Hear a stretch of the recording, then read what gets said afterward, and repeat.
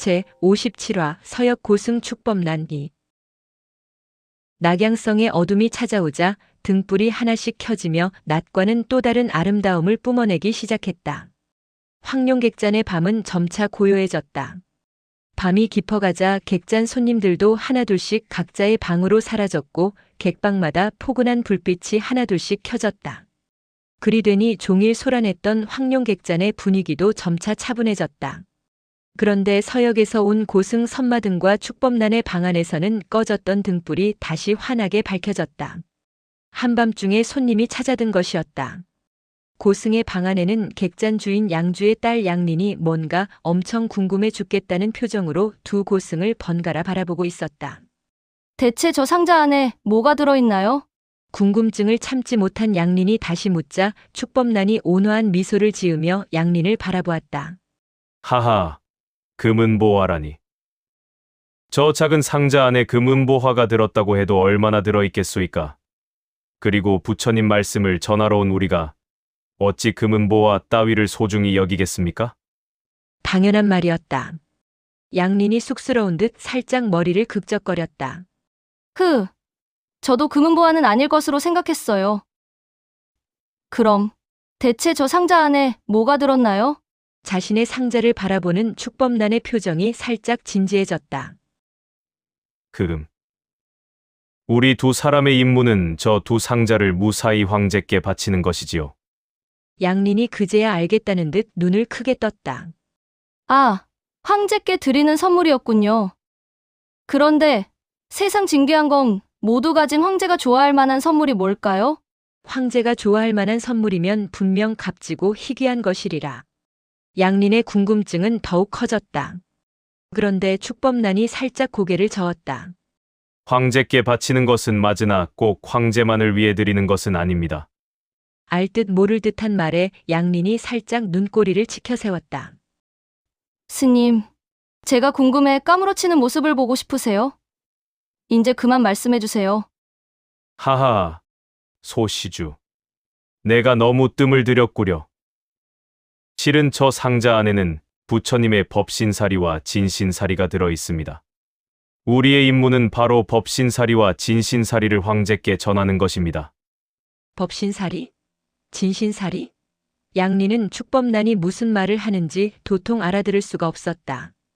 양린이 고개를 갸웃하며 물었다. 스님, 제가 부처님 말씀을 배우지 못해 도통 무슨 말씀인지 알아들을 수가 없습니다. 법신사리와 진신사리가 무엇인가요? 양린이 귀여운 눈을 동그랗게 뜨자 이번엔 선마등이 나직한 목소리로 설명하기 시작했다. 낙양에 절이 없으니 소시주가 모르는 것도 어쩌면 당연한 것이지요. 나와 축법나는 각자 소임이 다릅니다. 나는 부처님의 말씀이 담긴 경전, 즉 법신사리를 황제께 전하고 경전 내용을 한나라에 알리는 것이 임무이고, 여기 축법나는 부처님의 유골, 즉 진신사리를 모실 절을 낙양에 짓는 것이 임무입니다. 아하, 양린이 그제야 알겠다는 듯 고개를 끄덕였다. 법신사리. 선마등의 침상 옆에 놓인 큰 상자에는 부처님 말씀이 적힌 경전이 들어있었던 것이다. 부처님 말씀을 담은 경전이라면 당연히 귀한 것이다. 부처님이 돌아가신 지 수백 년이 지났으니 부처님 말씀을 담아놓은 경전은 곧 살아계신 부처님이나 마찬가지였다. 하지만 진신사리라니. 작은 상자에는 분명 뭔가 신기한 것이 있으리라 예상했던 양린은 부처님의 뼈가 들어있다는 말에 잠옷 실망한 표정으로 축법난을 바라보았다. 양린이 작은 상자를 가리키며 물었다. 그럼 저 상자 안에 뼈가 담겨 있다는 말씀인가요? 양린의 표정에서 실망감을 읽은 축법난이 살며시 웃음 지었다. 그렇소이다.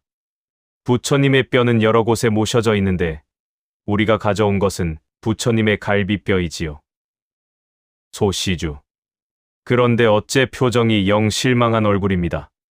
살짝 민망해진 양린이 이번에는 피식 웃었다.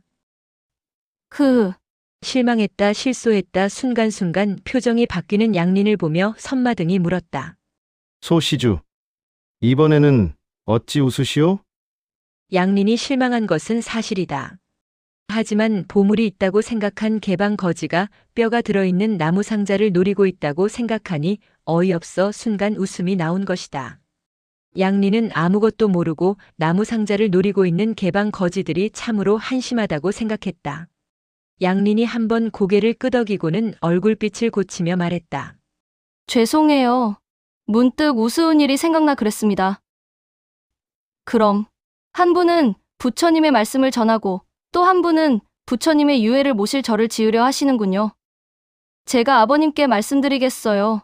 분명 절을 짓는데 큰 보탬을 주실 거예요. 그랬다. 축법난이 낙양에 절을 짓는다면 재력과 불심을 가진 아버지는 발벗고 나설 것이었다. 양린의 말에 축법난의 표정이 한결 밝아졌다. 하하. 네, 물론 황제께 절을 지어달라 청을 드리겠으나 한 사람이라도 힘이 되어준다면 저로서는 참으로 반가운 일이지요. 양린은 축법난이 애지중지하며 가지고 다니던 상자에 뭐가 들어있는지 확실히 알았다. 목적을 이룬 양린이 얌전히 고개를 숙였다. 그럼 두 분 편히 쉬십시오. 아미타불. 선마등과 축법난이 밤 늦게 찾아든 귀여운 손님에게 합장했다. 방을 나온 양린은 약간 김이 샜다. 훗, 뭐야? 개방의 정보력이 대단하다더니 인제 보니 별것 아니군. 이런 생각을 하며 복도를 걷던 양린이 멈칫했다. 아니지. 상자 안에 부처님의 갈비뼈가 들어있음을 개방이 모를 리가 있겠는가? 그럼 정말 부처님의 뼈를 노리는 것인가? 이렇게 중얼거리던 양린이 다시 고개를 저었다. 소뼈라면 국을 끓일 수는 있다. 하지만 수백 년 전에 돌아가신 부처님 뼈를 훔쳐다 대체 어디다 쓰겠는가? 아휴, 모르겠다. 양린은 치밀한 성격은 아니었다. 생각해봐야 알 수 없기에 그저 피식 웃고 말았다. 어쨌든 양린은 자신의 소임을 마쳤다. 양린은 처소로 돌아갔고 이제 양정과 탕명의 소임이 기다리고 있었다.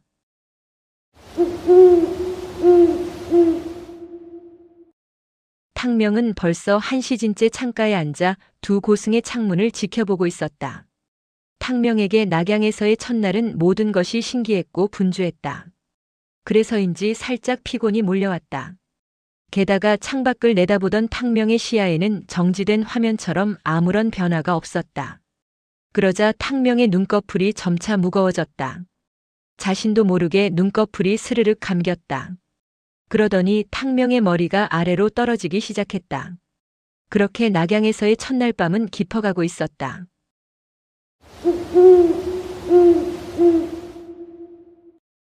그러나 모두가 잠이 든 새벽에 탕명이 우려하던 일이 터지고야 말았다. 탕명의 고개가 아래로 숙여지던 순간이었다. 어둠 속에서 발걸음이 날렵한 신형 셋이 황룡객잔 뒷마당에 내려섰다. 그리고 차 한 잔 마실 시간이 지났다.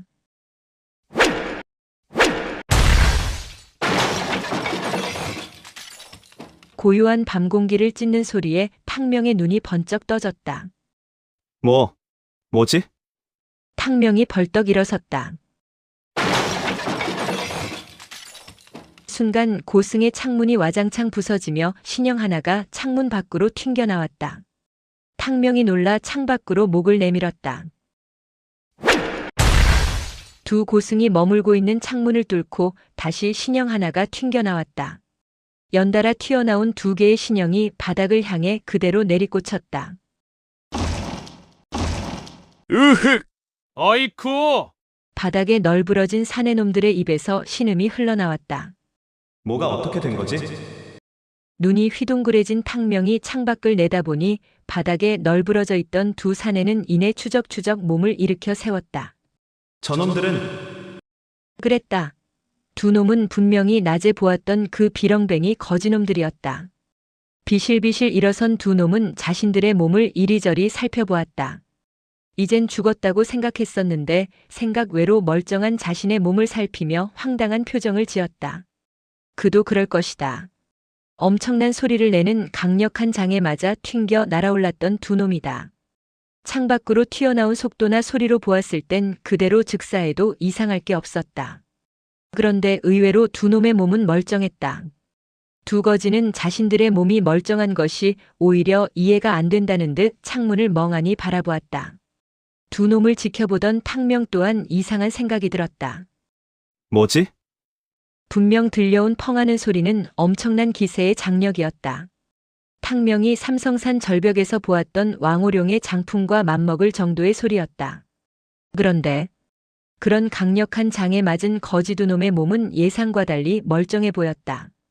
약간 비실거리기는 했으나 몸을 살피며 두리번거리는 모습이 결코 큰 상처를 입은 것은 아니었다. 그랬다.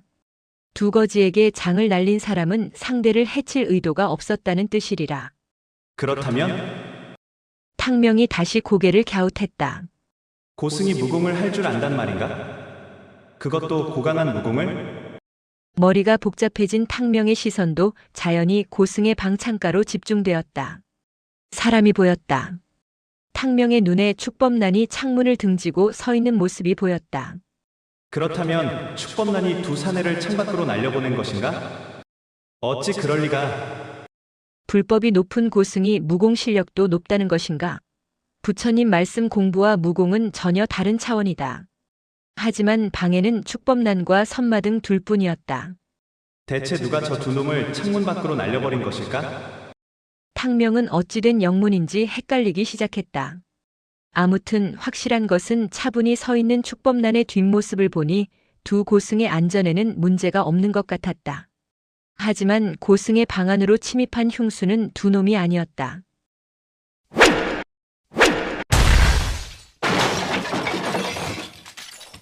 축법난의 신형이 이리저리 움직이며 양손을 휘두르는 게 아직도 흉수가 방 안에 남아 있었다. 부서진 창문으로 얼핏얼핏 보이기로는 축법난이 흉수 한 명과 쌍장을 부딪히고 있었다. 축법난이 무공을 하는 것이 확실했다. 그것도 상당한 수준의 무공을 지녔음이 분명했다. 이것저것 생각할 여유가 없던 탕명이 축법난의 방으로 달려가려 몸을 돌리던 순간이었다. 탕명의 예상과 달리 싸움은 오래가지 않았다. 단말마와 함께 창문을 뚫고 남아있던 흉수의 신형이 튕겨나왔다. 체격이 제법 건장한 거지였다. 덩치가 컸기 때문일까? 아니면 축법난이 손속에 사정을 두지 않아서 그랬을까? 땅바닥에 곤두박질 쳐진 거지는 이전 두 놈과는 달리 널브러져 꿈틀거릴 뿐 좀처럼 일어나질 못했다. 비상! 흉수가 침입했다! 고승의 방에서 소란이 일어났으니 고승을 지키려 객잔에 남아있던 군졸들이 달려온 것은 당연한 일이다. 고승의 방문이 열리자 놀란 군졸들 몇이 고승들의 안전을 확인하려는 듯 들이닥쳤다. 탕명이 보니 양정 또한 놀란 표정으로 축법난의 창문 밖으로 얼굴을 내미는 것이 보였다. 놀란 양정이 물었다. 스님, 괜찮으십니까? 괜찮소이다. 선마등과 축법난의 안전을 확인한 양정이 다시 부서진 창문 밖으로 목을 내밀었다. 거지 셋을 발견한 양정이 소리쳤다. 흉수를 잡아라! 양정이 소리치자 멍해져 있던 두 거지놈이 정신을 차렸는지 쓰러져 있는 한 놈을 둘러엎고는 순식간에 어둠 속으로 달아났다. 다음 화에서 계속 이어집니다. 제 58화 서역 고승 축법난 3.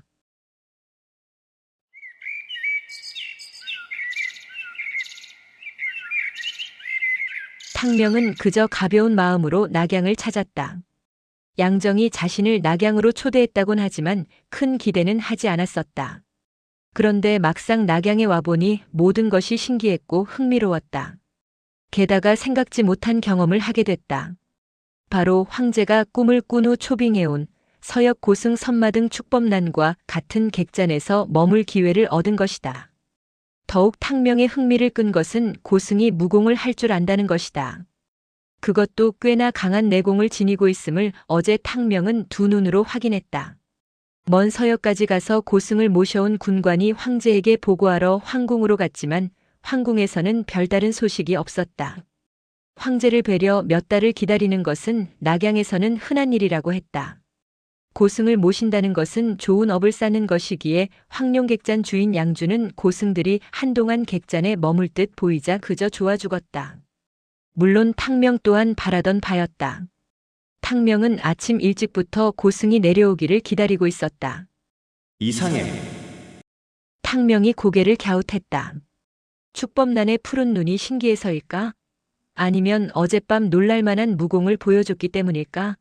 아니, 꼭 그것 때문만은 아니었다. 이유는 알 수 없지만 탕명은 두 고승 중 특히 축법난에게 묘한 끌림을 느꼈다. 그것도 마치 자석처럼 끌렸다. 그렇기에 오늘 탕명은 그 끌림의 이유를 알아보려 한다. 온다. 탕명이 기다리던 축법난이 드디어 모습을 드러냈다. 1층으로 내려온 축법난이 자리를 잡자 국수 한 그릇과 공심채 한 접시가 탁자 위에 준비됐다. 주인 양주는 빈약한 축법난의 탁자 위 음식들을 보며 아쉽다는 듯 입맛을 다셨다. 온갖 맛있는 음식을 대접하고 싶은 양주였다. 하지만 두 고승은 오직 국수 한 그릇과 채소 한 접시만을 허락했다. 대사, 어젯밤 일은 관가에 고했으니 곧 조치가 취해질 것입니다. 객잔의 주인으로서 어젯밤 일어난 불상사에 강한 책임감을 느끼는 양주였다. 양주가 난처한 빛을 띠자 축법난이 웃으며 답했다. 잃어버린 것이 없고 아무도 다치지 않았으니 그것으로 되었습니다. 대인께서는 크게 염려치 마십시오. 죄송합니다. 그럼 맛있게 드십시오. 양주가 물러나자 축법난이 젓가락을 들었다. 푸른 눈의 고승 축법난이 홀로 앉아 맛없는 국수를 참으로 맛있게 먹고 있다.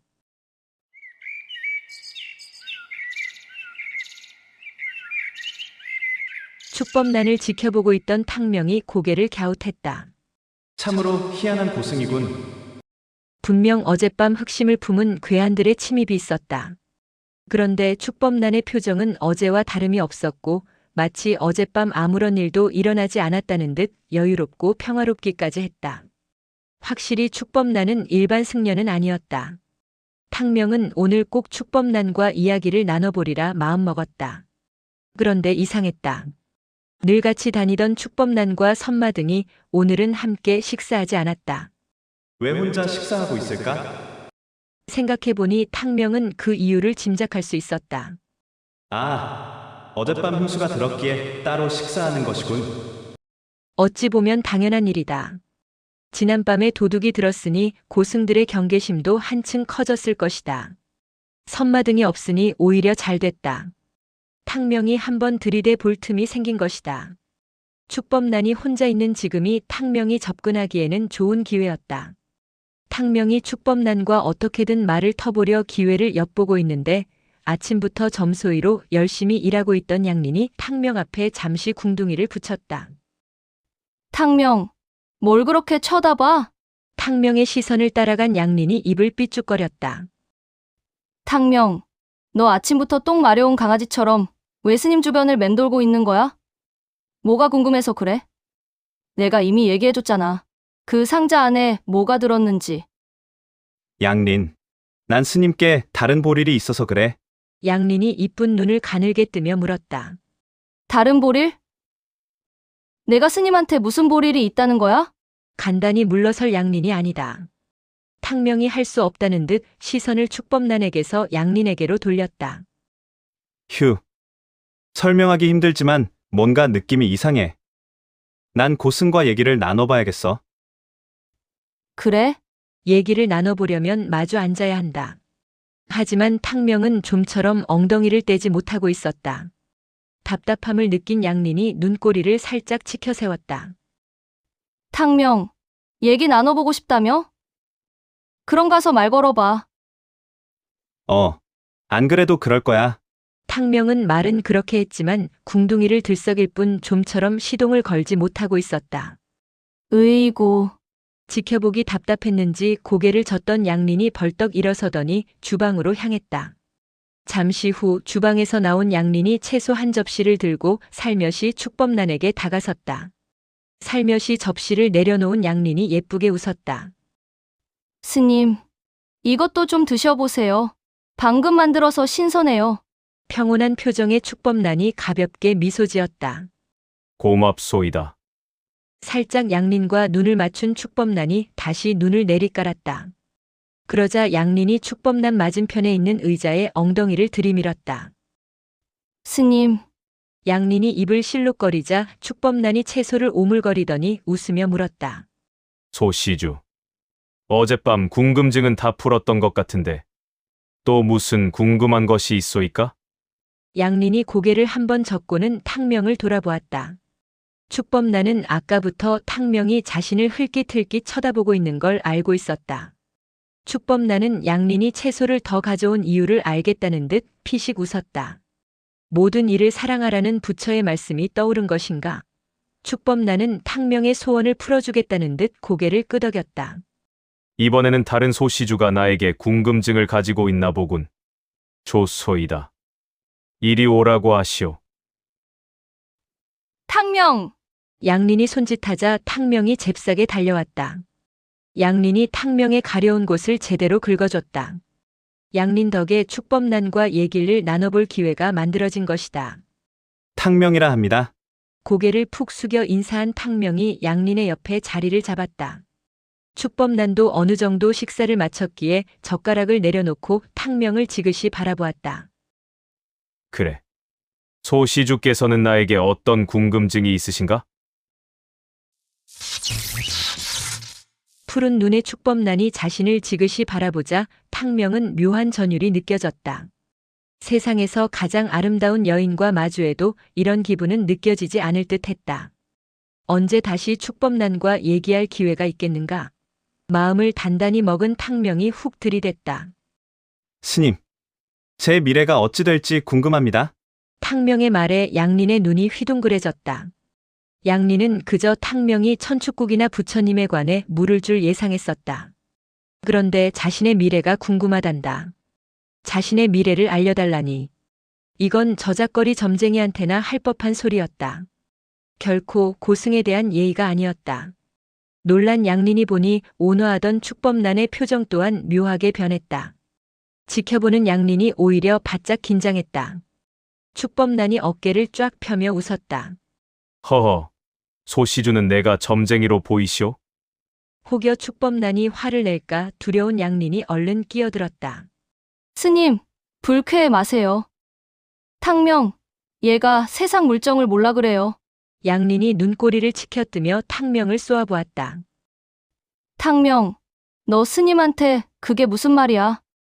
점을 치고 싶으면 나랑 시장에 가서 점쟁이에게 물어보면 돼. 양린이 면박을 주었으나 탕명의 표정은 오히려 차분했다. 양린, 난 점을 치려는 것이 아니야. 의외로 탕명이 고집을 부리자 양린이 바로 작전을 바꾸었다. 탕명의 표정이 진지한 것이 그저 헛소리를 하는 건 아니다 싶었기 때문이다. 스님, 그런데요. 제가 듣기로는 천축국 고승들은 미래를 보는 신비한 능력을 지녔다던데 아닌가요? 선마등은 천축국 사람이지만 축법난은 쿠차왕국 사람이었다. 엄연히 다른 나라였다. 하지만 천축국이 워낙 멀리 떨어진 신비한 나라였기에 탕명은 선마등과 축법난 모두 천축국 고승이라 생각한 것이다. 축법난이 말이 없자 머쓱해진 양린이 살짝 얼굴을 붉혔다. 스님, 죄송합니다. 저희가 쓸데없는 소리를 했네요. 용서해 주세요. 처음에는 탕명을 위해 나섰던 양린도 판이 깔리자 어느새 호기심이 동했다. 15세 소년, 소녀의 호기심 가득 찬 표정을 지그시 바라보던 축법난의 표정이 점차 부드러워졌다. 하하. 사람들은 늘 미래를 궁금해하긴 하지. 축법난이 어이없어 하며 웃자 양린이 눈을 동그랗게 뜨며 물었다. 스님, 그럼 모두 헛소문이란 말씀인가요? 사람들은 늘 신비한 능력을 가진 누군가가 자신을 이끌어 주거나 구원해 주길 바라지. 그리고 난 천축국이 아니고 서역 구차국 승려라네. 아직 세상 경험이 적은 탕명과 양린에게는 천축국이나 쿠차국이나 별 차이는 없었다.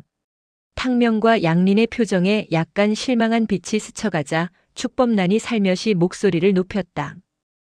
좋소. 어찌됐건 맛있는 음식도 대접받았으니 그저 재미로 자네의 송금이라도 봐주겠네. 엥? 송금이란 소리에 탕명의 표정이 멍해졌다. 뭐야? 겨우 송금을 봐주겠다고? 송금을 보고 상대의 팔자를 예측하는 건 저작거리에서 쉽게 볼 수 있는 풍경이다. 축법난이 탕명의 송금을 봐주겠다는 말에 양린도 살짝 김이 빠졌다. 돌팔인가? 황제가 초빙해온 고승이 맞기는 한 거야? 탕명과 양린이 실망스럽다는 표정을 지었으나 축법난은 더는 특별한 것을 줄 수 없다는 듯 탕명에게 손을 내밀었다. 탕명이 실망한 표정이 역력하여 보이자 난처해진 양린이 탕명의 옆구리를 쿡 찔렀다. 뭐해? 손. 그래, 그저 시장기퉁이에서 송금을 보는 점쟁이보다는 낫겠지. 이렇게 마음을 정한 탕명이 축법난에게 양손을 내밀었다. 송금조차도 처음 보는 탕명은 어느 손을 내밀어야 할지 몰라 양쪽 손을 모두 내민 것이다. 이를 본 양린이 피식 웃었다. 탕명. 남자 송금은 오른손을 보는 거야. 그래? 탕명이 왼손을 거둬들이려 하자 축법난이 얼른 탕명의 왼손을 잡았다. 잠깐. 축법난이 탕명의 양손바닥을 물끄러미 보더니 고개를 갸웃했다. 이것 참 묘하군. 탕명을 바라보는 축법난의 눈에 의아함이 비치자 양린의 눈도 호기심으로 동그래졌다. 스님, 뭐가 묘하다는 거예요? 양린의 질문에는 대답하지 않은 축법난의 입에서는 다시 묘한 소리가 흘러나왔다. 거참 희한하군. 답답함을 느낀 탕명이 물었다. 스님, 말씀해 주십시오. 축법난이 고개를 갸웃하며 말했다. 탕명이라 했나? 소시주의 오른손과 왼손의 송금이 완전히 다르다네. 사람마다 조금은 다를 수는 있지만 이렇게 완전히 다른 송금은 나는 처음 보네. 네? 양쪽 송금이 완전히 다르다고요? 놀란 양린이 잽싸게 탕명의 양쪽 손바닥을 살피더니 소리쳤다. 정말 다르네.